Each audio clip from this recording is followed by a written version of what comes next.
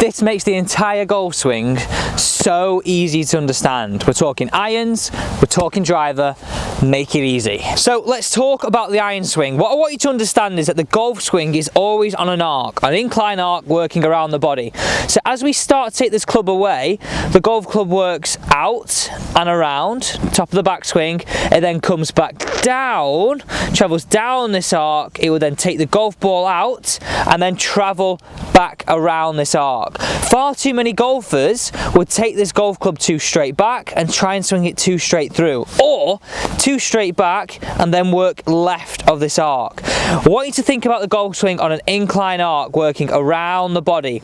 And if we bring this ball back into shot now with the iron, we can really see here our bottom of the arc, the point at which the club would interact with the ground, is very much after, not before. This is really helping promote that downwards hit. So what I want you to get from this iron aspect here is feeling of the arc working around the body and the feeling of you hitting down onto the golf ball and the swing arc working back inwards of that. This is a great concept to understand. So you can really see from this down the line perspective this club working back and in.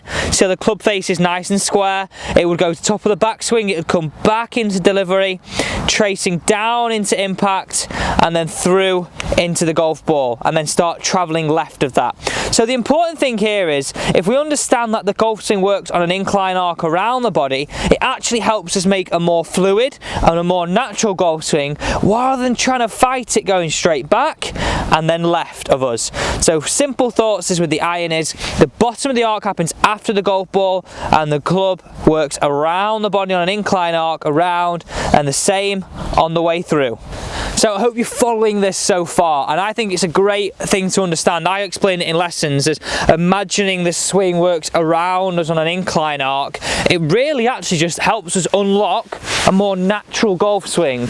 Rather than trying to fight it and guide it and hit the golf ball straight, it's understanding that the golf club can work around us, it can work back to impact and then work back around us. The skill here is getting that club face to point square at impact as we rotate around.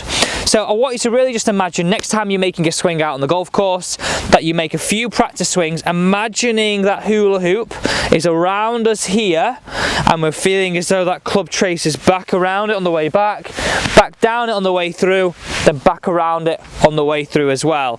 So I'd be feeling like that. It helps you make a more natural golf swing, that it's not fighting the weight of the club, it's not fighting the golf club. It will really make it feel a little bit more simple out on the golf course. So you've seen irons, let's move on to driver, because now we can understand why we have to hit this golf ball on the up to maximise our distance. But before that, guys, if you are enjoying this content, please do not forget to join this team by hitting that big red subscribe button and turn on that bell notification. We've got daily tips that help you improve your game. So let's flick to driver. So let's look at driver now. Now we know it's our least lofted club. Mine's got 10.5 degrees on it. So the ideal situation for driver is that our bottom of the arc happens before the golf ball and the club starts to trace up, in and around. Very much the same as what we had with an iron. So feeling as though the golf club works around us, tracing back down into impact, the club bottoms out early, then starts to work up through the tee peg and round the corner.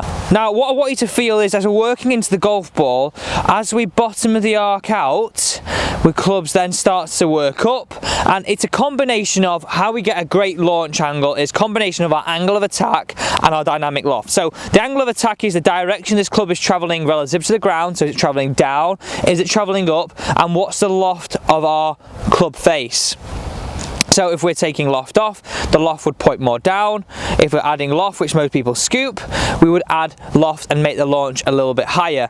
So what we're looking for here is if we had quite a shallow angle of attack, so hitting up on it maybe 1 or 2 degrees, and a dynamic loft of around 9 or 10 degrees, that would be a fantastic place to be for most golfers to allow them to hit the golf ball longer. Smaller spin loft equals greater shots, but less spin, and that's everything we're looking for. We do need some sort of spin to keep the ball in the air, but we're really trying to reduce that to increase the distance we can hit the ball. So again, feeling that the golf club works around the body, into the golf ball, and around on the way through. This incline arc and the bottom of the arc happening before the golf ball is what we're trying to feel. So when we're looking at impact, we're made up of a 4-dimensional aspect, okay? We've got our angle of attack, which is yellow. We've got our dynamic loft, which is what our club has as lofted impact. But then also we've got our swing direction on our swing path, and then where our face is pointing.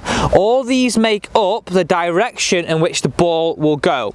If we just look at it as a 2D model here and look at like launch angle and what we're trying to achieve, imagine our golf ball was teed up just above my finger.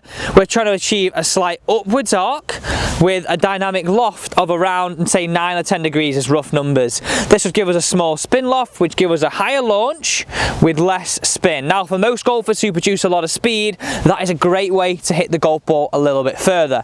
Some people who don't create a lot of speed, a little bit more spin might actually keep the ball in the air a little bit longer. So it's something to bear in mind. But what I want to get out of this video is I want you to feel as though this golf club works around us on the arc and back around us with the bottom of the arc happening before the golf ball, as opposed to really trying to swing this golf club straight back and straight through. It really makes the golf swing feel really simple if you understand that we've got to work it around us, and it's tracing back down on the arc. I really hope you enjoyed that video and a kind of slightly different look on how to make a concept of the golf swing feel a little bit more simple. Thank you so much for joining me. Don't forget, if you've not already, guys, please do hit that big red subscribe button, hit the bell notification, don't miss any of the daily content. I really would appreciate it if you join me again tomorrow.